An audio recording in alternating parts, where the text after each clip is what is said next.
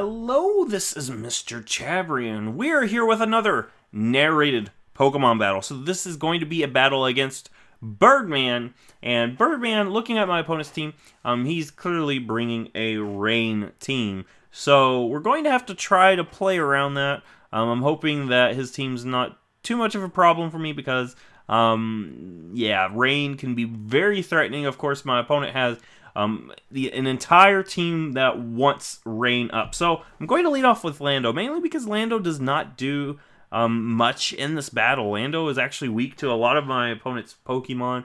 Of course, it's only really good against the Tapu Koko, but I'm predicting that Tapu Koko probably has Hidden Power Ice because a lot of them do. So really, even that is not a guarantee for my Lando. I'm going to go ahead and get Stealth Rocks up as my opponent does the same. But I really need to make sure the Stealth Rocks are not up because looking at this, I really don't want those Stealth Rocks up. So I'm going to go into Kartana here to get a Defog, and I do predict my opponent going for Leech Seed as well, as that's what my opponent does. Tries to get the Leech Seed. Kartana does not care. So here I'm going to Defog, get rid of those rocks. I only want my rocks on the field, so that's what we're going to try to do. And now, unfortunately for me, Kartana is going to be paralyzed, so of course that's really bad for Kartana, especially since it is a Choice Scarf set. It does not want to be paralyzed at all. It wants that speed, so it can outspeed things, so it can come in and threaten things out. But unfortunately, we are paralyzed, and now I've got to go back into Lando. We're playing a switch game right now. That's basically what's happening at this point.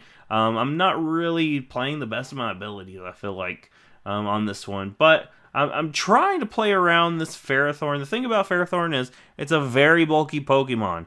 It can take a lot of hits, and I want this thing gone before I finally have the Stealth Rocks up, because I want my rocks up. I don't want this thing to have rocks up. So we're going to go ahead and try to Earthquake, get some sort of damage on this thing, as it does about, I would say, a quarter there. It's not really the best, but it's decent. Unfortunately, we're going to be critted with the knockoff, and we lose our leftovers. But, I mean, what we're trying to do at this point is just get a little bit of chip damage on Ferrothorn, so later on in the game, something can come in and take it out. But now I'm going to just hard switch back into Kartana, because, like I said, we're playing a pretty switch-heavy game at this point, and I really need to get rid of this Ferrothorn, because with these Stealth Rocks, it could be a problem for me. And I want to have Stealth Rocks on my opponent's side, not on my side. So here, I'm going to just go for Sacred Sword. I need to get rid of Ferrothorn. It does not quite take it out, though. So, yeah, even with the super effective Sacred Sword, it's not enough. We lose our Choice Scarf here, so that means things that we might still outspeed, even though we're paralyzed. We're not outspeeding anymore. Kartana is going to be very slow. My opponent's going to actually switch out the Ferrothorn at this point and keep it alive. That's actually a pretty good thing for my opponent, because Ferrothorn is a big problem for me, and I don't really have much that wants to, face it down. I'm going to actually predict the switch at this point, though. Go Leaf Blade, expecting Pelipper to come in, because I do not think my opponent would let me have Ferrothorn at this moment. So, honestly, losing the Scarf there is okay, but I'm going to actually just Leaf Blade again, because how I see it, if I get rid of Pelipper, that means the rain would be gone and not be able to come back. So, that's why I went for that Leaf Blade there, knowing that probably my opponent would switch out. But just in case my opponent doesn't, I get the knockout on Pelipper. But my opponent brings out the Ferrothorn, and I'm just going to Sacred Sword here, and I get rid of this Ferrothorn, which is a huge, huge problem for me. And I get an attack boost, but I don't really think I'm going to be able to enjoy the attack boost, because we're paralyzed, and we're very slow.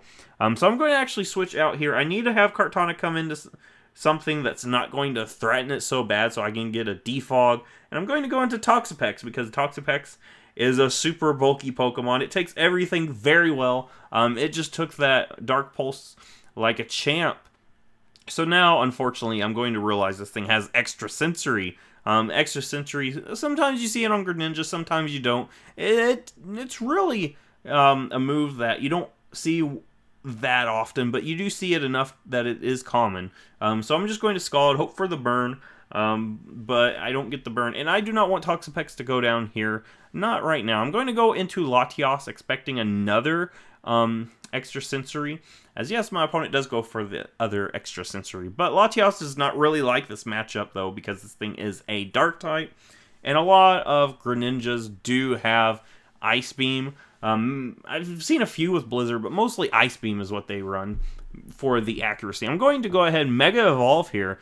This is my Mega for this battle. It's Mega Latios. I don't see it that often, but I think it could do some work for me. And I'm going to just Thunderbolt, because if I can get rid of something here, especially this Greninja, because that outspeeds so many things. Of course, my opponent does have the Swampert, and this thing outspeeds everything in the rain when it Mega Evolves, and that's what I'm thinking is going to happen. We're going to have to take nasty hits from a Mega Swampert in the rain. I'm going to go into Lando. Unfortunately, I did want to get Stealth Rocks up, but looking at this thing's got the potential to take out anything on my team. So I'm going to go into Lando, get the Intimidate, and honestly, I think we're going to just sack off Lando here. And that's what's going to happen. We're going to take a nice, nasty Ice Punch. And Lando it usually doesn't live an Ice move. Of course, I've seen some that do because of certain items they're holding, certain stat sets, but this one goes down. And we're going to go Kartana because the rain is finally gone. And my opponent's not going to let me have the Swampert right now. So now Pelipper is going to come out. This thing is, of course, going to set up the rain again. And Kartana has an easy just defog at this point because I do expect the switch. I want to get rid of the rocks on my side. Of course, I could went more aggressive and Leaf Bladed, but looking at this, I think it's more important to get rid of those rocks first turn. And I do still outspeed Pelipper, so honestly, it didn't hurt me any going for defog there. But yeah, we get rid of the Pelipper, so that means once the rain is gone, the rain is gone. Unless my opponent, of course, has something that can manually set up the rain. But yeah, I'm going to actually keep Kartana alive.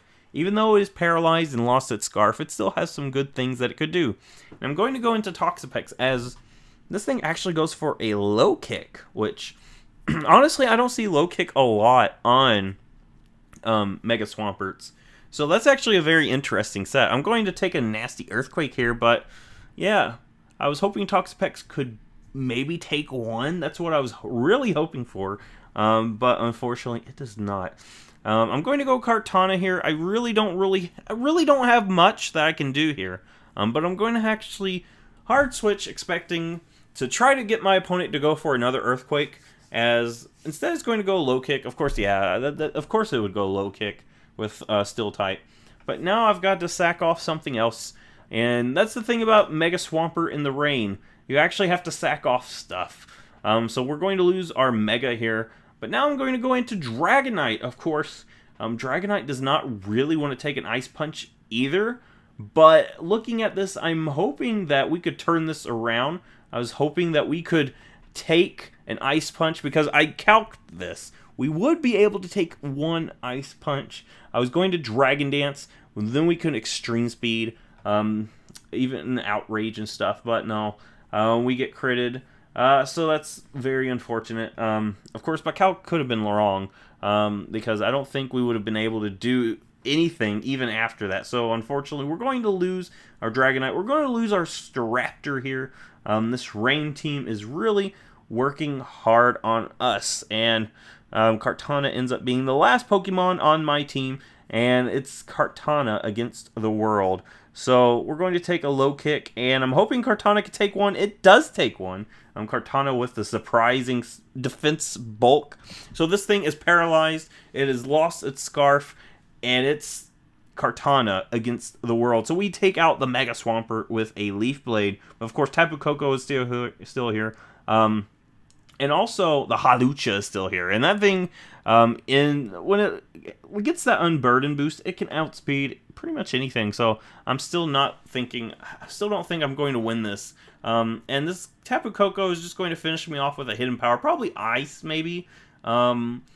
that's probably what it was. Of course, Thunderbolt probably would have taken me out anyway. But what I was hoping for, I think if I calculated it right, Dragonite would have lived 1 without that crit, and I would have been able to sweep the rest. Maybe not sweep, but have some sort of a chance, because this was actually a weakness policy Dragonite as well. So that's honestly what I was hoping for. Dragonite live the Ice Punch, get the weakness policy, get a Dragon Dance, and then start trying to well back onto my opponent's team. But we don't get that, and we lose the battle. So if you like this, give it a thumbs up, subscribe. I will see you in the next Pokemon video.